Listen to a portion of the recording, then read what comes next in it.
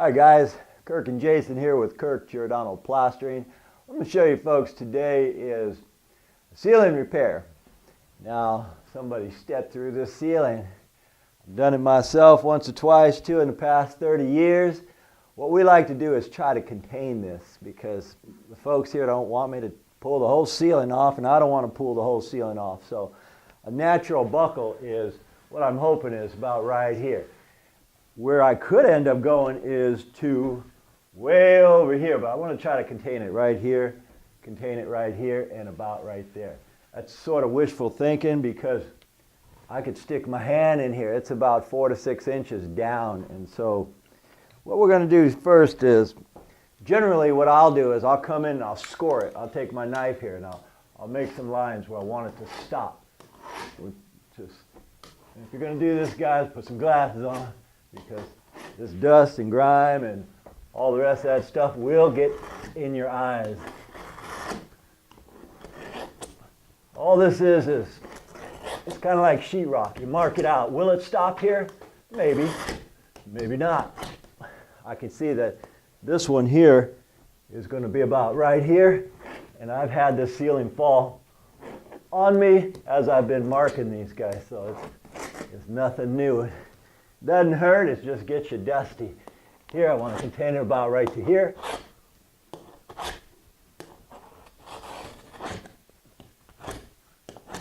Again, wear glasses. This stuff is falling in your eyeballs.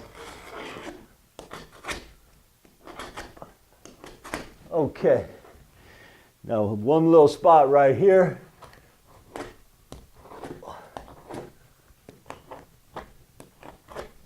Takes a little bit of elbow grease. And what I'm going to do is, this whole ceiling, generally I'll have Jay up here. I'll say, grab this side, and I'll grab this side. So if I grab this, this is going to fall. If I grab this, that's going to fall. Let's see if I can contain it a little bit, and I'm going to gently drop these pieces on. This is not sheetrock, guys. This is plaster. So I'm going to just drop it on the plank right here. And then this one, let's see, anybody's guess how much is going to come down. If I were going to drop it on the floor, which I do have quite a bit of cushion down there, we don't want to dent the floor. The floor is hardwood. So I'll just gently place this here, taking this piece off next. And again, can this whole thing fall? Absolutely. Have I seen it done? Fallen? Sure, a few times.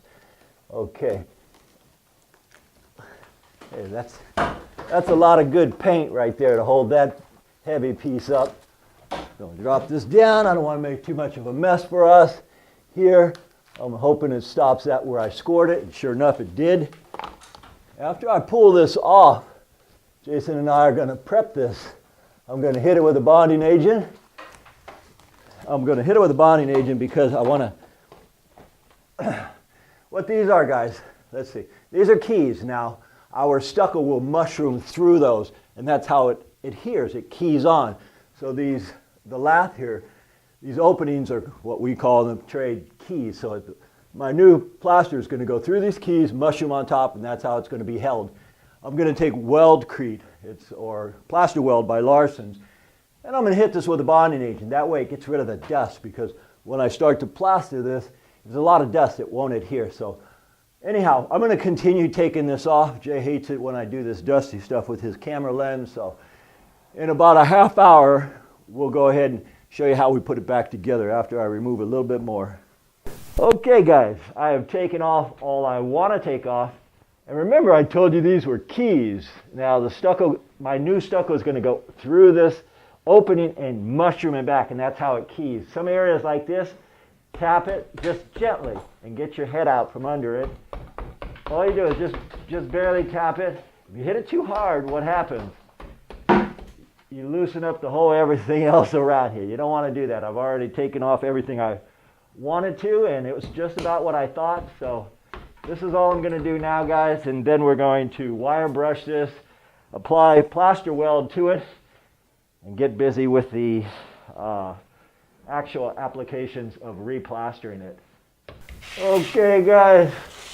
Old Kirk says, go ahead and I'm basically scoring it Plus I'm getting off any dust. That way my bonding agent will adhere a wee bit better. Okay guys, I'm doing the plaster weld, and a lot of products out there. I just like to use plaster weld. You folks can buy anything you want. We go around the perimeter, and we're getting rid of the dust. That's what I want to get rid of, the dust too. And plus give it some extra adherence. Not only will it key in, but it'll stick to this plaster weld. Hey guys, Jay brought up an interesting point. That point is, when they built these or applied the wood lath originally, they didn't use any bonding agent because it was clean wood. If it's clean, it has no dust. I'm using the bonding agent around here because I want to kill some of that dust. And I'm using a 20-minute mud. Now this 20-minute mud means you got 20 minutes to put it on before it starts to harden. And if it's a bad mix or a dirty bucket, it'll harden in 5 minutes, by the way. What I'm doing is I'm going to do the interior, the perimeter first, because that's what I want to harden. Okay, we do the perimeter first.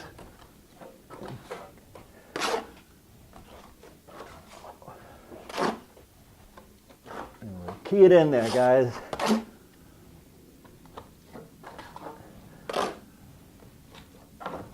I won't take you to the whole tour like this, but you guys get the idea. Once the perimeter is done, this mud will be pretty much hard. And then Jay can mix up some new stuff. And we key it in. I push it in just like that. I put it on here, and then I pull back into it. That really gives me a good bond. See that? Push it in there hard. We're going to continue doing this all the way around the perimeter, and then we work our way inside the perimeter. Okay guys, now that I have that perimeter, I'm going inward. And what I'm doing is just how I just did. I'm pushing it here, and I'm really pushing it in that key where the break is. See here? Now push it in there real hard. That way it holds the rest of it up.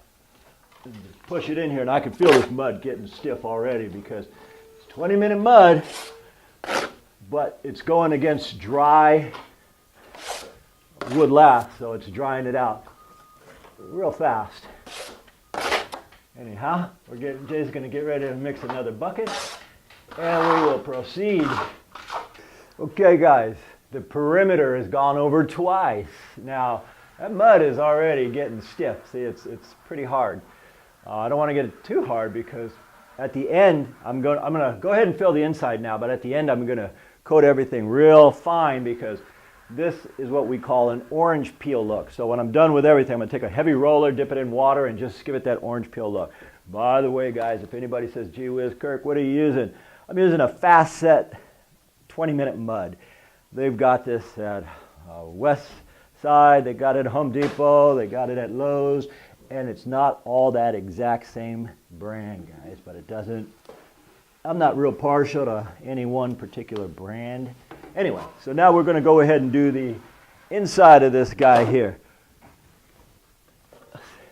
Yep. And so the same system is just a lot easier now. I don't have, my joints are done.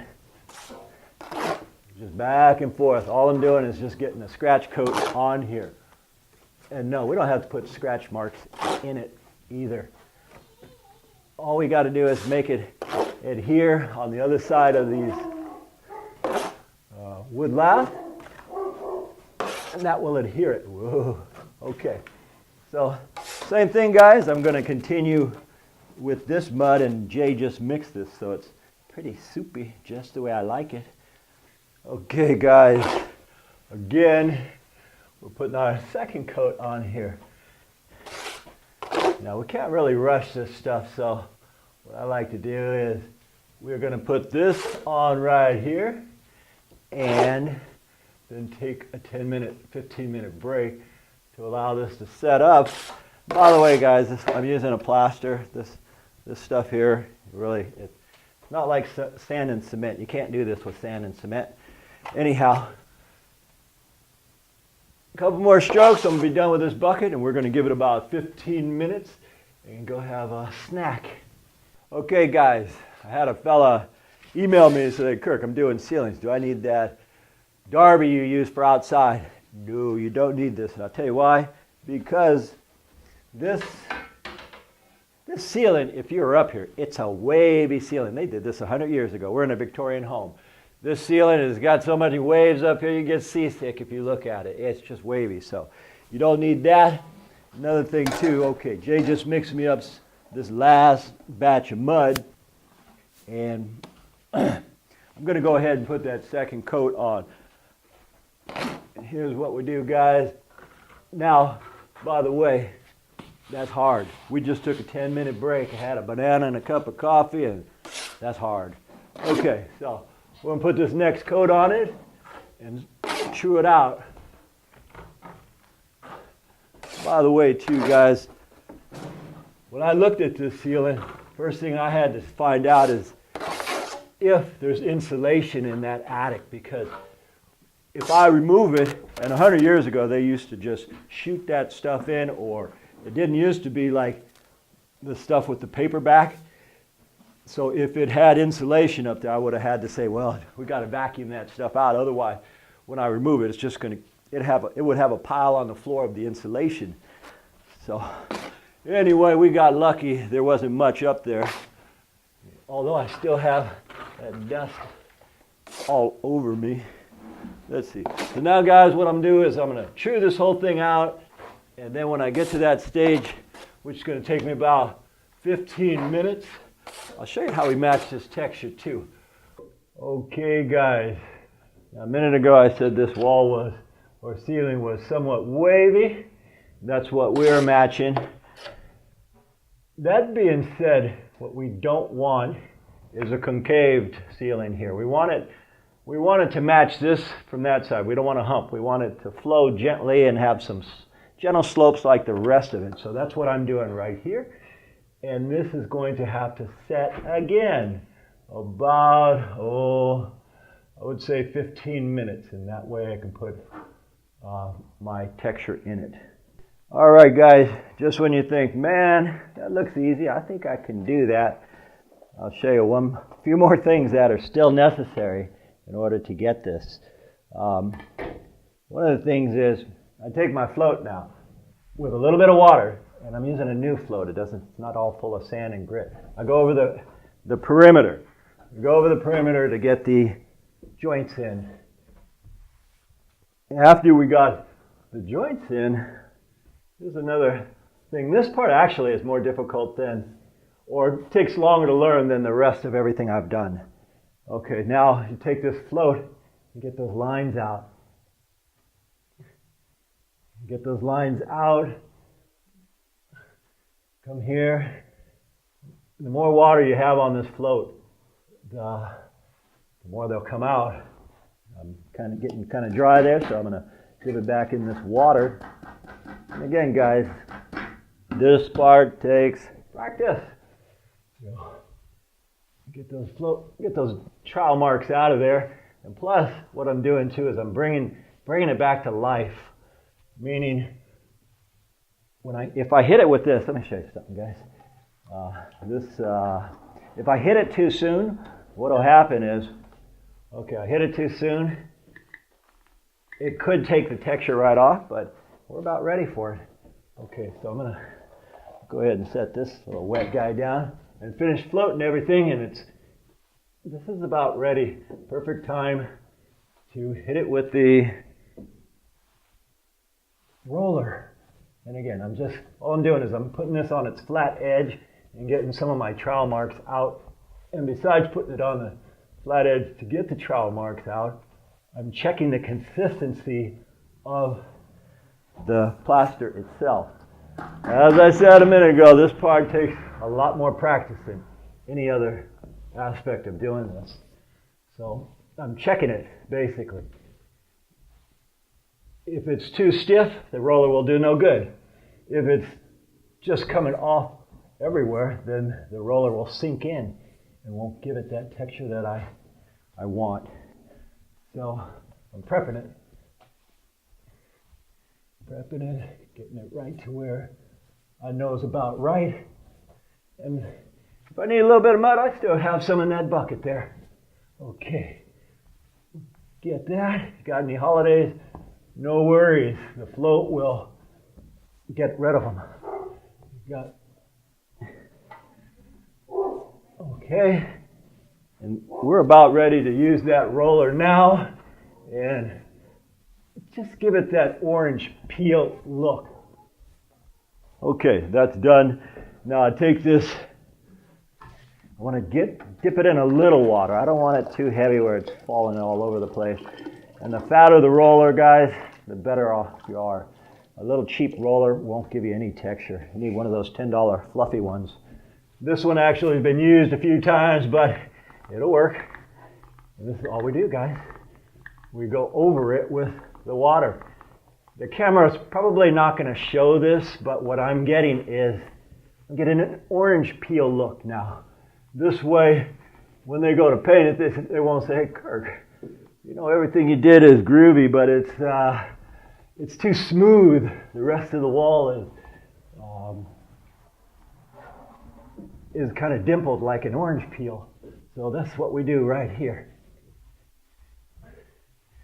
So I can look at it right here and get what I know will match theirs. Anyway, guys, that's how you do a ceiling repair. And the smaller the hole, obviously, the easier it is to do the repair. I got another 10 minutes here, but I won't bore you with the details. I got a couple little trowel marks and things to still get out, but you get the idea of what I'm saying. Anyway, guys, my name is Kirk. I'm with Kirk Giordano Plastering.